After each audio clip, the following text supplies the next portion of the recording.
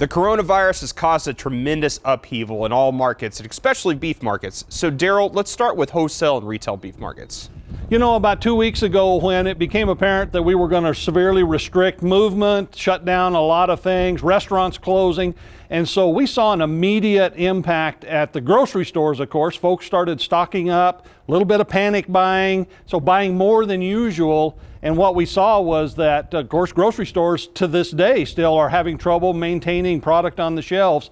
And of course, you have to keep in mind that you know, normally we send about half of our meat through food service, restaurant type trade, and the other half through grocery stores. Now we're trying to do the vast majority of it through one of those two channels. So we've got these real bottlenecks. And as a result, we've seen a big spike up in boxed beef prices. They're starting to come back down. After a couple of weeks, we can eventually kind of get in front of this bottleneck and work through this. We don't have a shortage of meat, just some problems getting it where it needs to be. So how have fed cattle markets been faring so far?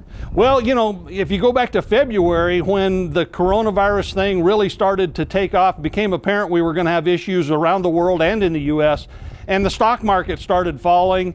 The cattle markets, especially the futures markets, really tend to follow those. You know, cattle prices dropped significantly until this last week, and in response to the wholesale beef demand, packers have ramped up production, and so we saw a pretty good spike back up almost to the February levels in these fed cattle prices. You know, in the feeder cattle markets, of course, when this thing started, we were bringing cattle off a wheat pasture.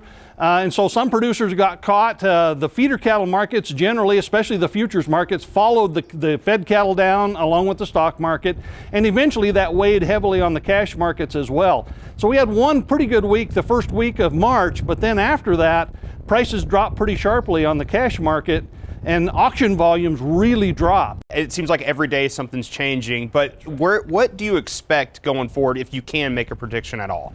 Well, again, we don't have any shortage of cattle or beef and so on. We're just trying to work through these logistics. So, you know, feeder cattle markets, depending on where you are in the chain, we've got a little more flexibility.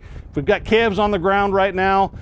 You know, we've probably got time to price those later, and hopefully this thing works its way mostly past. You know, I think we'll get through this and certainly get the beef market kind of straightened back out here. Yeah, well, hopefully next time we talk, things will be going better. All right, thanks, Derrel. Dr. Derrel Peel, Livestock Marketing Specialist here at Oklahoma State University.